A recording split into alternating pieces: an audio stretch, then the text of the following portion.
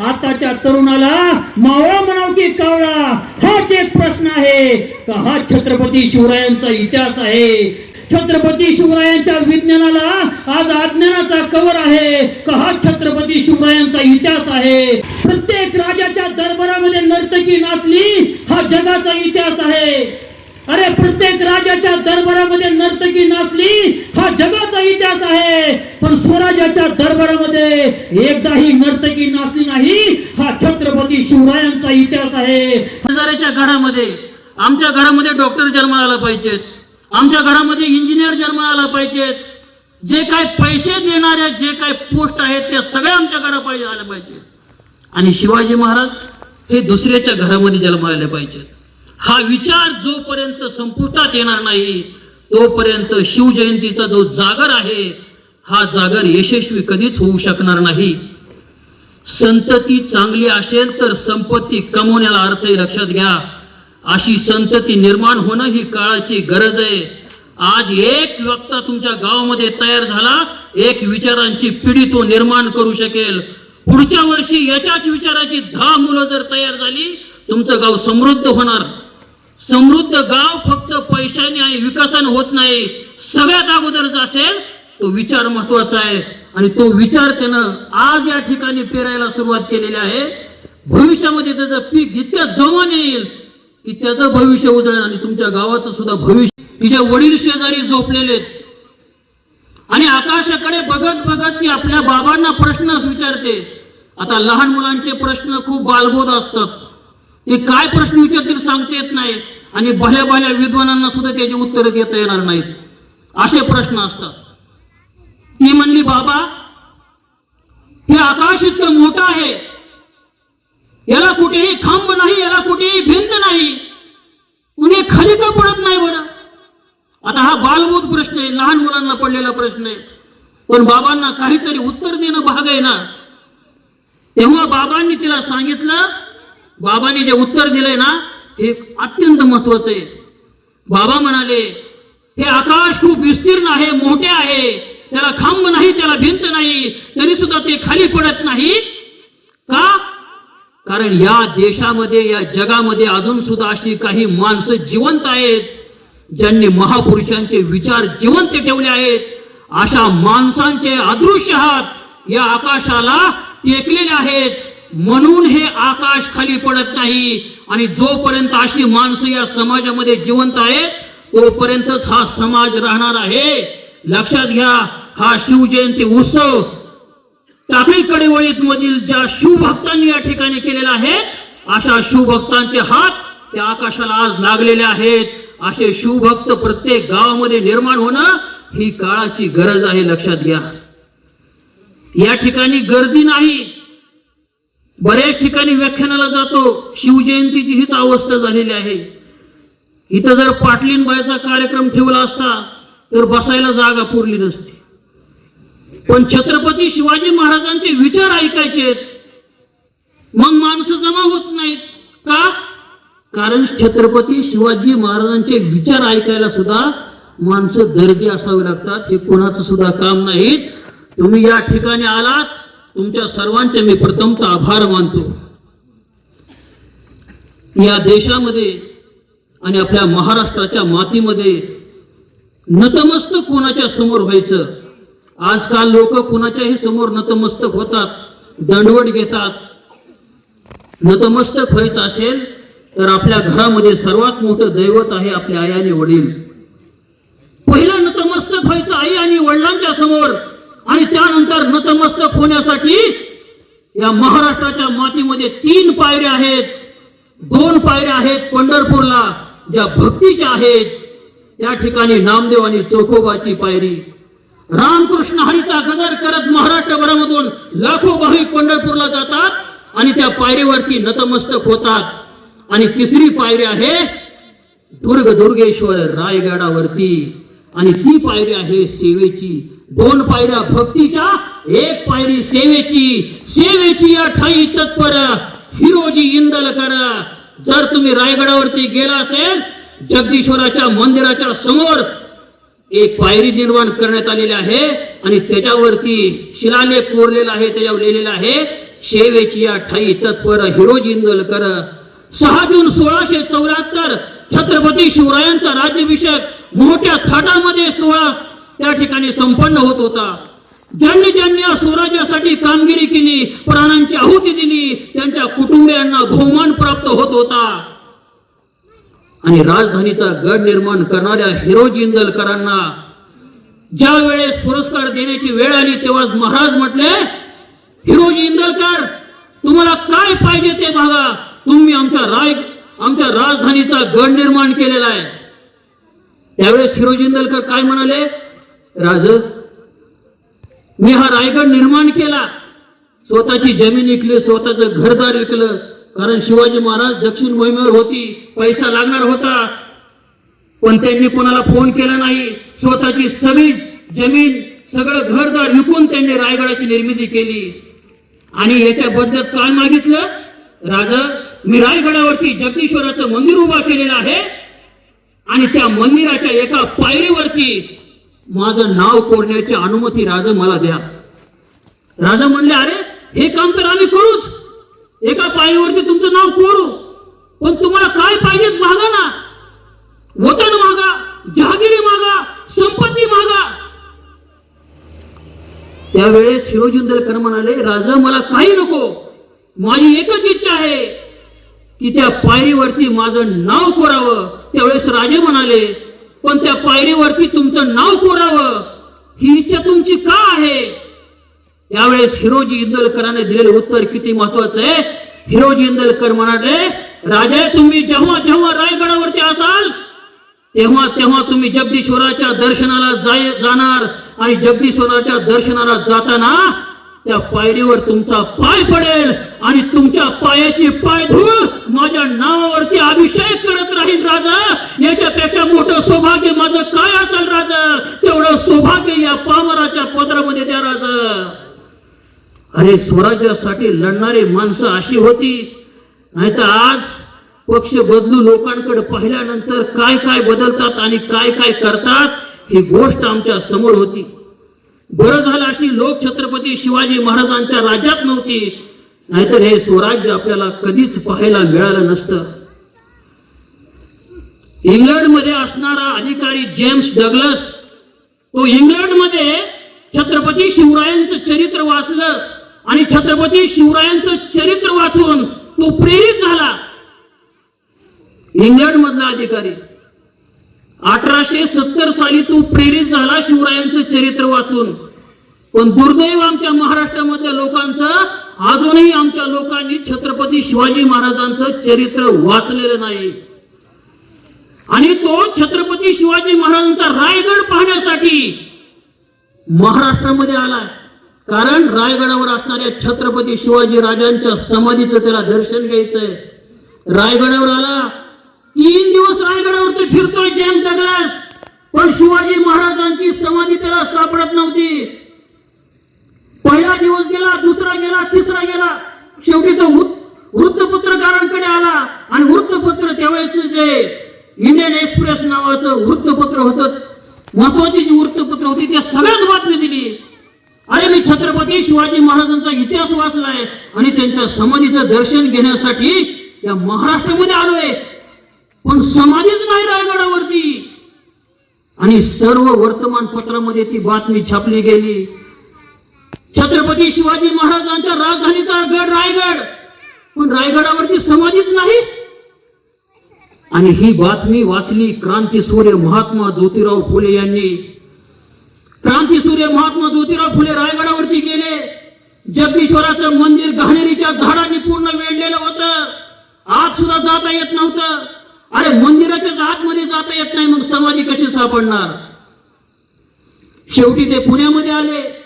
लहुजी वस्ताद साळवे यांच्या तालमीमधली 40 गडी पहिलवान घेतले चांगले दणकट आणि रायगडावरती गेले.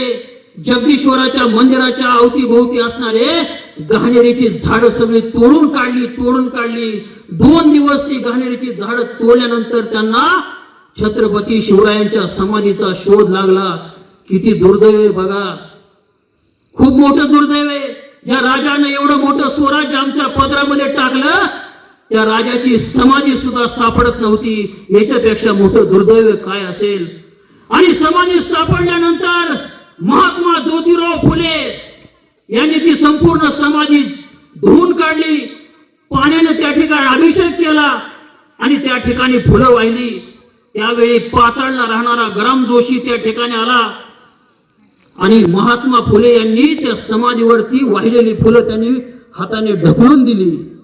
हाताने ढकलून दिल्यानंतर महात्मा फुलेंना खूप राग आला.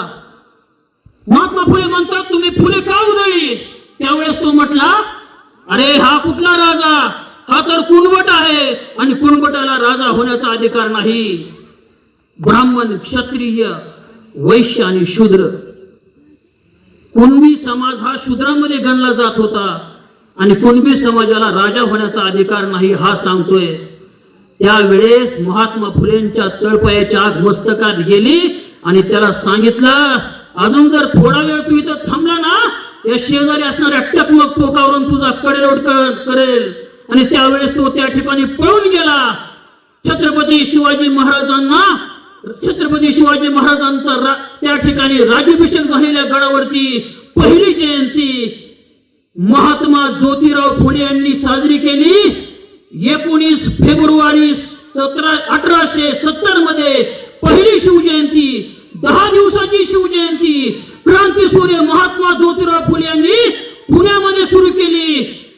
शिवजयंतीचे जनक क्रांतीसूर्य महात्मा ज्योतिराव फुले. ज्योतिराव फुलेंसाठी एकदा जोरदार टाळ्या झाल्या पाहिजेत. या ठिकाणी आपण सुजाण आहात, कारण ज्योतिराव फुलेंचा या ठिकाणी आपण फोटो या ठिकाणी प्रतिमा ठेवलेली आहे. हा इतिहास आपल्याला कधीतरी माहिती असला पाहिजे. त्यामुळे आज आपण शिवजयंती साजरी करू शकतो. जो समाज आपला इतिहास विसरतो, तो समाज आपला इतिहास निर्माण करू शकत नाही. तर तो समाज इतिहास जमा झाल्याशिवाय जात नाही. हे डॉक्टर बाबासाहेब आंबेडकरांनी सांगितलं. आज जर आपण इतिहासाकडून धडा घेतला नाही तर भविष्यात इतिहास आपल्याला धडा शिकवल्याशिवाय राहणार नाही. ही गोष्ट लक्षात ठेवा. छत्रपती शिवाजी महाराज यांचं चरित्र, महाभारत, रामायण हे ग्रंथ हे आपल्या मुलांना घडवणारे ग्रंथ आहेत. मी महाभारत वाचत होतो आणि महाभारतामध्ये द्रौपदीचं वस्त्रहरण हा भाग वाचला. आपल्याला माहिती सर्वांना की त्या ठिकाणी दुशासन द्रौपदीचं वस्त्रहरण करत होता आणि भगवान श्रीकृष्ण त्या ठिकाणी प्रकट झाले आणि द्रौपदीला वस्त्र पुरवण्याचं काम त्यांनी केलं. आणि त्या कालखंडामध्ये त्याच्यावरती भरपूर कविता वगैरे लिहिण्यात आल्या. पण माझ्यासारख्या वक्त्याला हा भाग वाचल्यानंतर एक गोष्ट लक्षात आली. द्रौपदीचे वस्त्रहरण होत असताना साडी पुरवण्यापेक्षा साडी खेचणाऱ्याचे हात जर तोडून टाकले असते ना तर बरं झालं असतं. आणि ते काम केलं माझ्या छत्रपती शिवाजी महाराजांनी. हे काम केलं. आहे स्त्रियांची इज्जत त्या कालखंडामध्ये जर आपली आई आणि बहीण सुरक्षित जर कोणामुळे राहिले असेल तो माझा राजा छत्रपती शिवाजी महाराज आहे. आणि संस्कार देणारी माँसाहेब जिजाऊ आहे. शिवरायांचा जन्म 19 फेब्रुवारी 1630 शिवनेरी किल्ल्यावरती छत्रपती शिवाजी महाराजांचा जन्म झाला. आणि शिवनेरी किल्ल्यावरून छत्रपती शिवाजी महाराजांचं नाव शिवाजी ठेवण्यात आलं. शिवाजी हे नाव उलट वाचा. त्यावेळेस होतं जीवाशी. जो राजा हयात आयुष्यभर जीवाशी खेळ खेळत आला त्याचं नाव शिवाजी, त्याचं नाव शिवाजी. संस्कार कशा असावत ना हे जिजाऊ कोण शिकलं पाहिजे. बाळपणी जिजाऊ बाळ शिवबांना पाळण्यामध्ये टाकायच्या आणि पाळण्यामध्ये टाकून काय म्हणायच्या, राजे. त्यावेळेस शिवाजी राजे नव्हते पण काय म्हणत होत्या, राजे. राजे तुम्हाला राज्य निर्माण करायचंय, राजे तुम्हाला स्वतःचं राज्य निर्माण करायचंय, राजे तुम्हाला स्वराज्य निर्माण करायचंय. स्वराज्याचं बळकडू शिवरायांना पाळण्यात असणार जिजाऊनी दिलंय. आमची आई म्हणते आमच्या दळिंद्रेला काहीच येत नाही, पण ती बी म्हणतं मला बी काहीच येत नाही. संस्कार खूप महत्वाचे असतात, लक्षात घ्या. आपली आई लेकराला पाळण्यात टाकते आणि दोरी ओढत ओढत म्हणते हाड हाड हाड हाड हाड हाड. तिथून जी त्याची हाड हाड होती नदीला जाऊस तर हाड हाड. बालपणी दिले जाणारे संस्कार हे बाळकडू जे असतं हे भविष्यामध्ये ते लेकराला उपयोगी पडत असत. आज सुद्धा प्रत्येक आईला वाटतं, आज सुद्धा प्रत्येक बापाला वाटतं की माझा मुलगा सुद्धा शिवाजी महाराजांसारखं झाला पाहिजे, पण संस्कार नाहीत. वाटतं भरपूर पण संस्कार नाहीत. आई म्हणते बाळ तू शिवाजी बनायचं असतं, बाबा म्हणतात बाळ तू शिवाजी बनायचं असतं. पण पोरग शाळेला निघालं की आई म्हणते कुणाच्या आद्यात पडायचं नसतं, कुणाच्या मध्यात पडायचं नसतं, आपल्या पुरतच आपण बघायचं असतं. आणि आई म्हणते बाळ तू शिवाजी बनायचं असतं, बाबा म्हणतात बाळ तू शिवाजी बनायचं असतं. पोरग सहलीला निघालं की आई म्हणते इष्टीच्या मधोमध बसायचं असतं, पुढून ठोकलं तरी मागून ठोकलं तरी आपण सुरक्षित वाचायचं असतं. आणि आई म्हणते बाळ तू शिवाजी बनायचं असतं, बाबा म्हणतात बाळ तू शिवाजी बनायचं असतं. बाबा म्हणतात कुणाच्या कार्यक्रमाला जायचं नसतं, गेलं तरी लांब बसायचं असतं, आणि भांडणं लागली की पळून घरी यायचं असतं. आणि आई म्हणते बाळ तू शिवाजी बनायचं असतं, आणि बाबा म्हणतात बाळ तू शिवाजी बनायचं असतं. बाबा म्हणतात पावसात भिजायचं नसतं, थंडीत कुडकुडायचं नसतं, उन्हात तळायचं नसतं, मोबाईल घेऊन कार्टून बघायचं असतं. आणि आई म्हणते बाळ तू शिवाजी बनायचं असतं, आणि बाबा म्हणतात बाळ तू शिवाजी बनायचं असतं. हे बाळच एक दिवशी चिडतं आणि म्हणतं आई आई मी शिवाजी बनायचं असतं, बाबा बाबा मी शिवाजी बनायचं असतं, पण त्याआधी बाबा बाबा तुम्ही शहाजी बनायचं असतं, आणि आई आई तू जिजाऊ बनायचं असतं, त्यावेळेस मी शिवाजी बनायचं असतं. शिवाजी कुणाच्याही पोटी जन्माला येऊ शकणार नाही, त्याच्याच पोटी जन्माला येईल. बाप जर शहाजी झाले आणि आई जर जिजाऊ झाले, तुमच्या घरामध्ये सुद्धा शिवाजी जन्माला आल्याशिवाय राहणार नाही. हे संस्काराचं बाळकडू बाळपणी आऊसाहेबांनी शिवबांना दिलं होतं. 1639 साली बेंगलोर मुक्कामी असताना त्या बेंगलोरच्या एका दरबारामध्ये एका नर्तकीचा नाच चालू होता.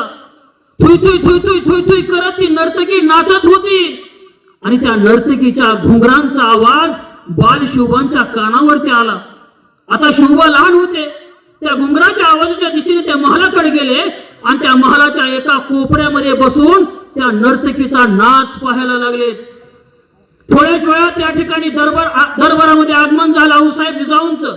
त्यांनी शिवबाला हाक दिली, शिवबा शिवबा शिवबा, पण शिवबांचा कुठंच आवाज आला नाही.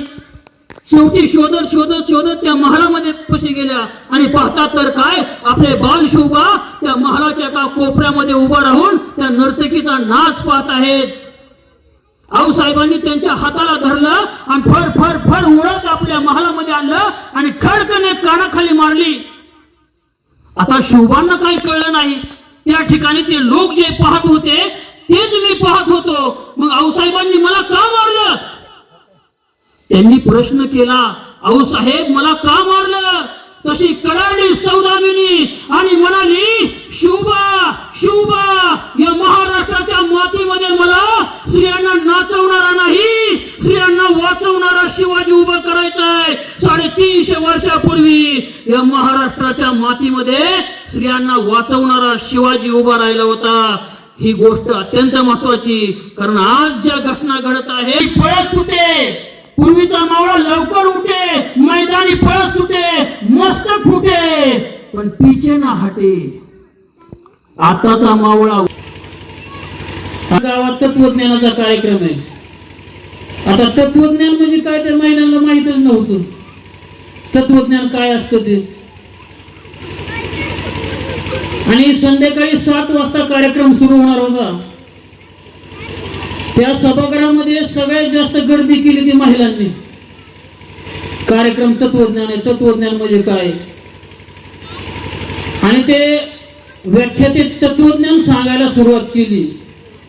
आणि तत्वज्ञान ऐकायला सुरुवात केल्यानंतर 5च मिनिटांमध्ये महिलांनी कपाळ जोडायला सुरुवात केली. कुठनं बुद्धी सुचली इथे येऊन बसली. डोक्यावर हात मारायला लागल्या. परत 10-15 मिनिटं त्यांनी तत्वज्ञान सांगितलं आणि आता जशी लाईट गेली तशी तिथं बी लाईट गेली. आणि लाईट गेल्याचा सगळ्यात जास्त फायदा जर कोणी उठवला असेल तर त्या महिलांनी उठवला. जिथून वाट दिसून तिथून त्या सभागृहाच्या बाहेर पडल्या आणि घरी निघून गेल्या. शेवटी त्या सभागृहात फक्त 5च माणसं राहिली. तो तत्वज्ञ म्हटला, ठीक आहे म्हणला, तुम्ही 5 जणांनी जरी माझं तत्वज्ञान ऐकलं, तुम्ही 5 जरी हुशार झाला तरी माझं या ठिकाणी येण्याचं जे काय कार्य आहे ते कार्य सिद्धीस लागलं. त्यांनी परत 1 तास तत्वज्ञान सांगितलं. ह्यांनी बी जांभळे ते तंबाखू मुळत कसं तरी ते ऐकलं आपलं. आणि 1 तास झाल्यानंतर त्यांनी हात जोडला आणि म्हटलं, तुम्ही माझं तत्वज्ञान ऐकलं म्हटला, मी तुमचा आभारी म्हटला. त्यावेळेस ती 5 जण म्हटली, नाही ऐकून काय करता म्हणलं, आम्ही झोपायलाच म्हणजे इथं सभागृहात असतो म्हणून, त्यामुळे आम्ही जाऊ शकत नाही म्हटलं. आणि 1 जण म्हटलं, मला जायचं होतं, म्हटलं होतं बाहेर जाऊन झोपावं, पण माझं घोंगडं म्हणलं तुमच्या पायाखाली म्हणून.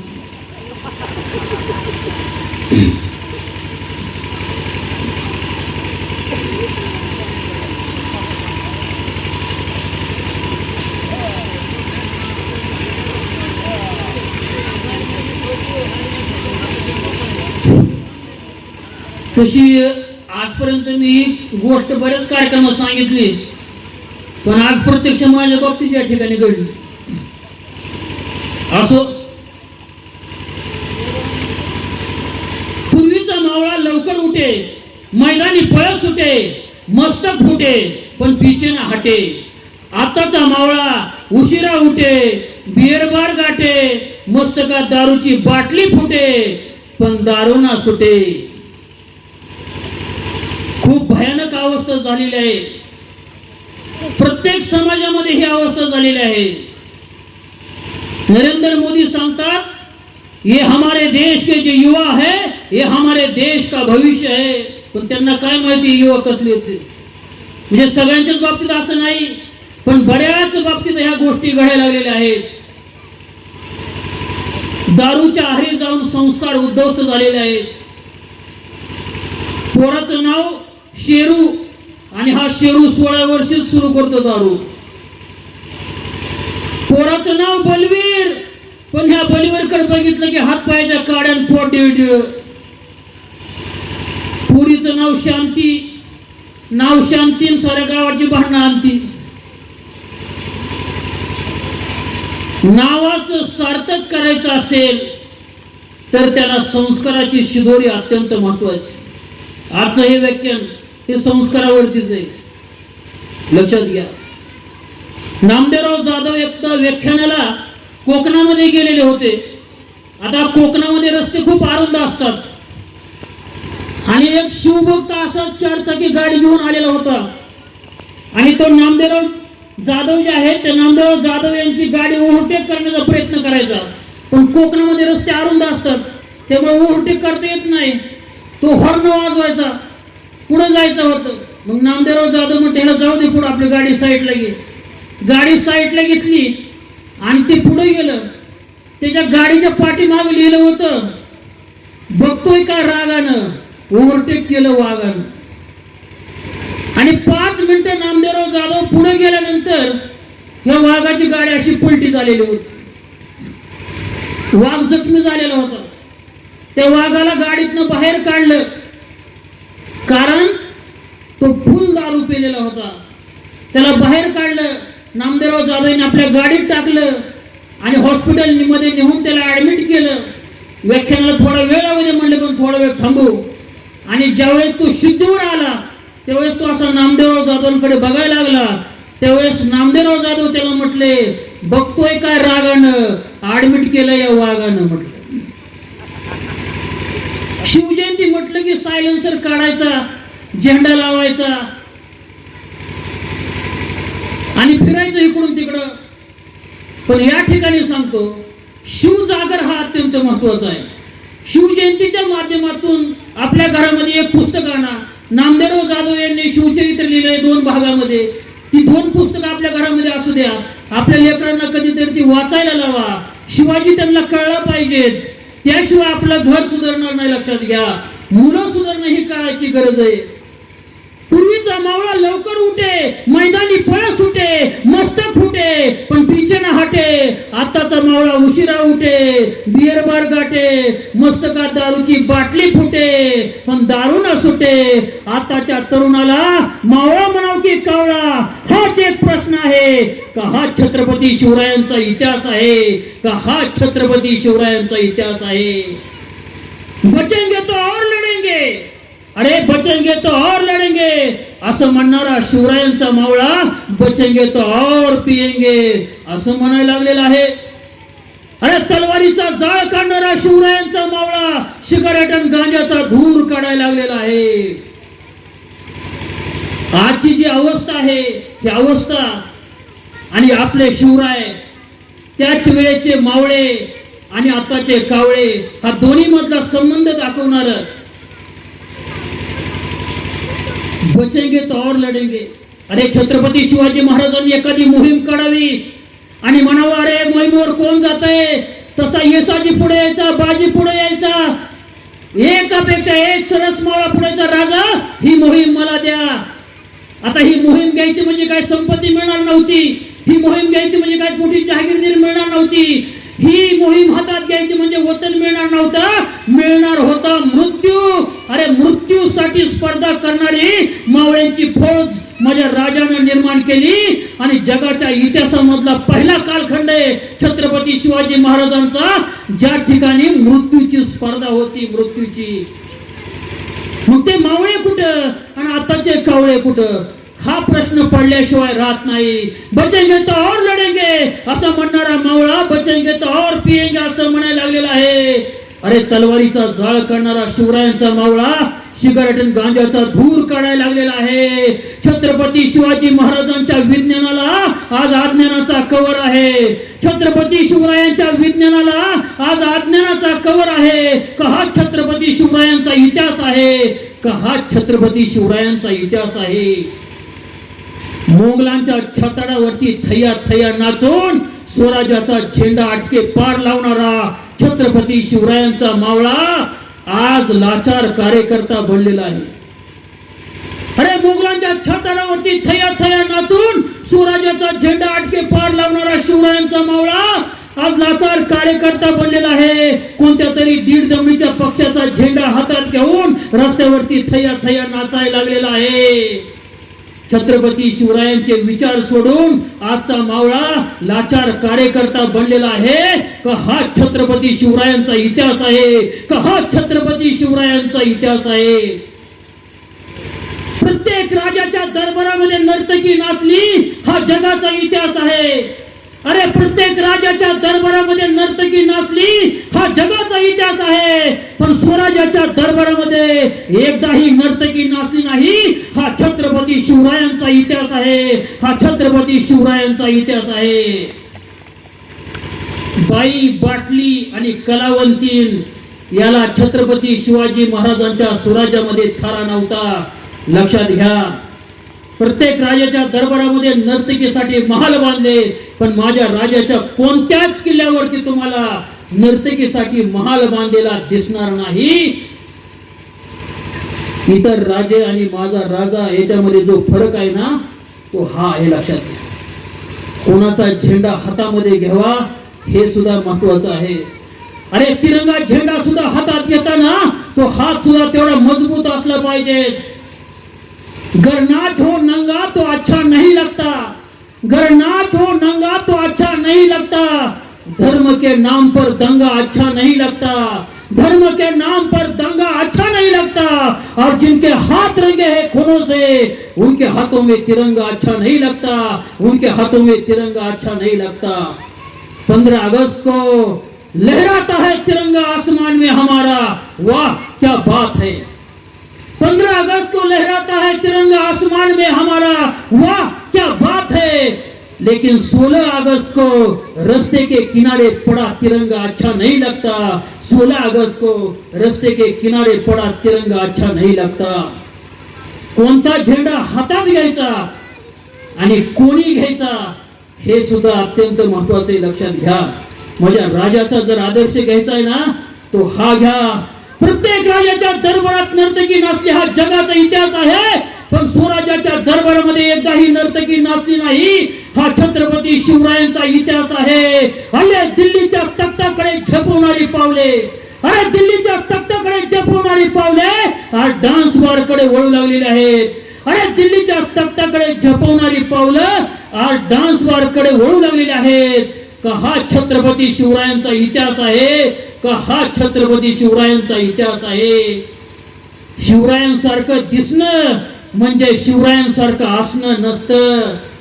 आज एक स्टाईल निघाली, दाढी कोरायची, मिशा कोरायच्या, चंद्रकोर लावायची, कानात बाळी घालायची, शिवगंध कपाळाला लावायचा आणि मरणाची दारू डोसायची. अशानं कधी शिवाजी बनवू शकणार नाही. तुम्ही दिसू नका शिवरायांसारखं. शिवरायांसारखं दिसणं म्हणजे शिवरायांसारखं असणं नसतं. शिवरायांसारखे दिसू नका, पण शिवरायांसारखे बनायला शिका, पण शिवरायांसारखे बनायला शिका. शिवाजी महाराजांना डोक्यावर घेऊन नाचू नका. अरे शिवाजी महाराजांना डोक्यावर घेऊन नाचू नका, शिवरायांना डोक्यात घालायला शिका. शिवरायांना डोक्यात घालायला शिका. परस्त्रीला आई आणि बहीण माना. अरे परस्त्रीला आई आणि बहीण माना. हीच खरी आपली संस्कृती आहे आणि हाच माझा छत्रपती शिवरायांचा इतिहास आहे आणि हाच माझा छत्रपती शिवरायांचा इतिहास आहे. परस्त्रीला आई आणि बहीण मानणारा राजा म्हटलं की दुसरं नाव मुखात येत नाही, छत्रपती शिवाजी महाराज. अरे दुश्मनाने सुद्धा गुणगान गावं. आपले तर गुणगान गाणारच आहेत, पण त्या कालखंडामध्ये शत्रूनं सुद्धा गुणगान गावं असा राजा होता. शिवाजी महाराज कुतुबशहाकडे गेलेले होते गोळकोंड्याला, बागानगर आजचा हैदराबाद. आणि छत्रपती शिवाजी महाराज आले ही बातमी ज्यावेळेस कुतुबशहाला कळाली, तो राजा कधीच कुणाला आणायला गेलेला नव्हता, पण छत्रपती शिवाजी महाराजांना आणण्यासाठी तो निम्या रस्त्यामध्ये गेला. शिवाजी महाराज खाली उतरले आणि शिवाजी महाराजांचं दर्शन घेतोय. त्या कुतुबशहानं माझ्या राजाचा शत्रू होता तो स्वराज्याचा, पण ज्यावेळेस शिवाजी महाराज त्याच्याकडे गोळकोंड्याला गेले त्यावेळेस शिवरायांचं दर्शन त्याने घेतलं होतं. शत्रूच्या मनामध्ये सुद्धा आदर होता शिवरायांबद्दल. शाहिस्तेखानाची बोटं कापली हा इतिहास आपल्याला माहिती आहे, पण त्याच्या पुढचा जो इतिहास आहे तो अत्यंत महत्वाचा आहे. शाहिस्तेखानाची बोटं कापल्यानंतर शाहिस्तेखानाची बहीण शाहिस्तेखानाकडे धावत आली आणि म्हणते, भाईजान भाईजान मेरी बेटी गायब है, मुझे लगता है शिवाजी और उसके साथी उसे उठाकर ले गए. त्यावेळेस कापलेली बोट एका कापडानं दाबत दाबत शाहिस्ते खान म्हणतोय, शिवाजी किसी की गर्दन काट सकता है, शिवाजी किसी के हाथ काट सकता है, शिवाजी किसी के पैर काट सकता है, लेकिन शिवाजी किसी माँ बहन को हाथ कभी नहीं लगा सकता. हा माझ्या राजांचा इतिहास आहे, लक्षात घ्या. दुश्मनाला सुद्धा हेवा वाटावा असा राजा छत्रपती शिवाजी महाराज. 3 एप्रिल 1680 ला छत्रपती शिवाजी महाराजांचं निधन झालं आणि ही निधनाची बातमी घेऊन तो हेर औरंगजेबाकडे गेलाय आणि औरंगजेबाला सांगतोय, हुजूर बहुत अच्छी खबर लाया हूं. औरंगजेब म्हणतो, क्या खबर है? तब उसने कहा, आपका दुश्मन दक्षिण में जो था शिवाजी महाराज इस दुनिया से चल बसे. औरंगजेबाला आनंद झाला नाही. औरंगजेब आपल्या नमाजाच्या रुकुता पाडणाऱ्या ठिकाणी गेलाय आणि नमाजाच्या रुकुता पाडण्यासाठी तो गेलाय. ती वेळ नमाज पाडण्याची नव्हती, तरी सुद्धा औरंगजेबाने त्यावेळेस नमाज पाडलेत आणि नमाज पाडून त्याने आपल्या परवरदिगाराला सांगितलं, हे अल्लाह, हे परवरदिगार, तेरे जन्नत के दरवाजे खुले रखना, क्योंकि तेरा नेक बंदा तेरे पास आ रहा है, तेरा नेक बंदा तेरे पास आ रहा है. तो शत्रू औरंगजेब सुद्धा माझ्या राजाचं गुणगान गातोय, लक्षात घ्या. ज्या वेळेस आता हे तर परकी आहेत, यांनी गुणगान गायले. आदिलशहाचे सरदार सुद्धा म्हणायचे, शिवाजी महाराजांना पकडणं शक्य आहे, पण शिवाजी महाराजांना हरवणं शक्य नाही. भगतसिंगांना फाशी झाली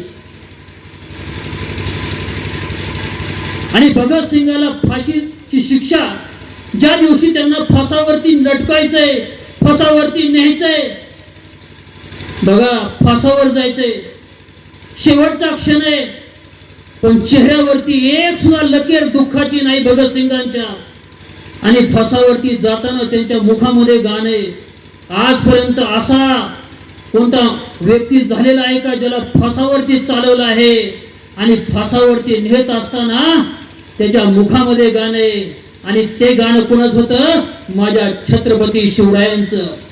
जिस चोले को पहन शिवाजी खेले अपनी जान पे, जिस चोले को पहन शिवाजी खेले अपनी जान पे, जिसे पहन कर झांसी वाली मिट गई अपनी आन पे, आज उसी को पहन के निकला हम मस्तों का टोला, मेरा रंग दे बसंती चोला, मेरा रंग दे बसंती चोला. जाताना सुद्धा शिवरायांचं गीत भगतसिंगाच्या मुखामध्ये होतं. छत्रपती शिवाजी महाराज म्हटलं की आपल्याला पोड आठवतो. ओम नमो जगदंबे, नमन तुझा आंबे, करून प्रारंभे, डबावर थाप तुंतुण्याचा, डबावर थाप तुंतुण्याचा, शाहीर हा महाराष्ट्राचा प्राण, शाहीर हा महाराष्ट्राचा प्राण, शिव प्रभूचं गात गुणगान, जी रे जी जी जी जी जी. पण आपल्याला माहिती का छत्रपती शिवाजी महाराजांचा पहिला पोवाडा कोणी लिहिला होता? छत्रपती शिवरायांचा पहिला पोवाडा लिहिला होता क्रांतीसूर्य महात्मा ज्योतिराव फुले.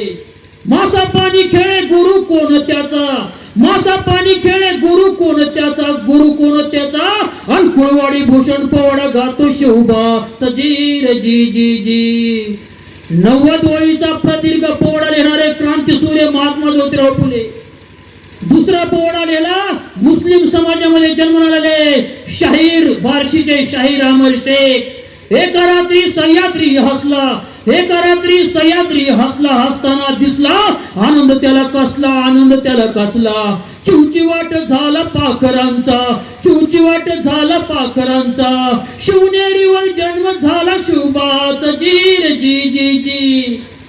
आणि तिसरा पोवाडा आलेला मातंग समाजामध्ये जन्माले लोकशाहीर शिवशाहीर साहित्य सम्राट अण्णाभाऊ साठे यांनी. प्रथम मायभूच्या चरणा शिवरायांच्या चरणा, प्रथम मायभूच्या चरणा शिवरायांच्या चरणा, वंदोनी गातो कवना हो जी रे जी जी जी जी जी.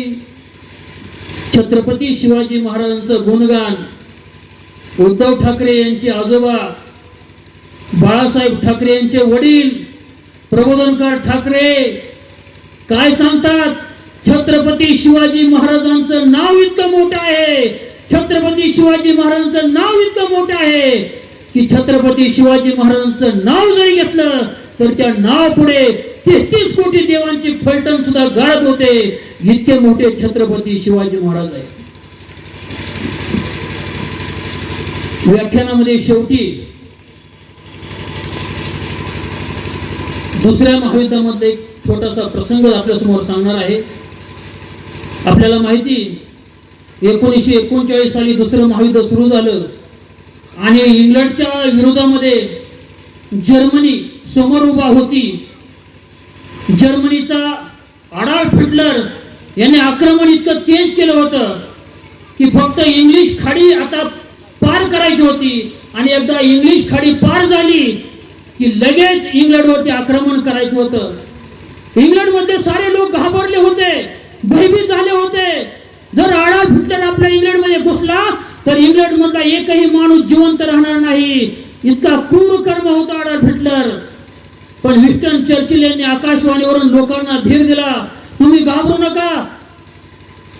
जोपर्यंत आपल्या शेवटचा श्वास आहे, जोपर्यंत आपल्या सैनिकांच्या अंगात रक्ताचा शेवटचा थेंब आहे, तोपर्यंत आपण लढू, शेवटपर्यंत आपण प्रयत्न करू. आणि व्हीनस पक्षानं भरारी मारावी तशी भरारी मारली गेली. आणि पराभवाच्या छायेमध्ये असणारा इंग्लंडचा विजय झाला, जर्मनीचा पराभव झाला. अडॉल्फ हिटलर यांनी विष प्राशन करून आत्महत्या केली आणि ज्या वेळेस जगामधले पत्रकार विन्स्टन चर्चिलच्या समोर आले आणि विन्स्टन चर्चिलला म्हणतात, तुम्ही ग्रेट आहात, तुम्ही महान आहात, तुम्ही इंग्लंडला वाचवलं. त्यावेळेस विन्स्टन चर्चिलनं दिलेलं स्टेटमेंट काय लक्षात घ्या. विन्स्टन चर्चिल म्हणाले, मी ग्रेट नाही, मी महान नाही. पत्रकार म्हटले, अहो तुम्ही इंग्लंडला वाचवलं, तुम्ही महान आहेत.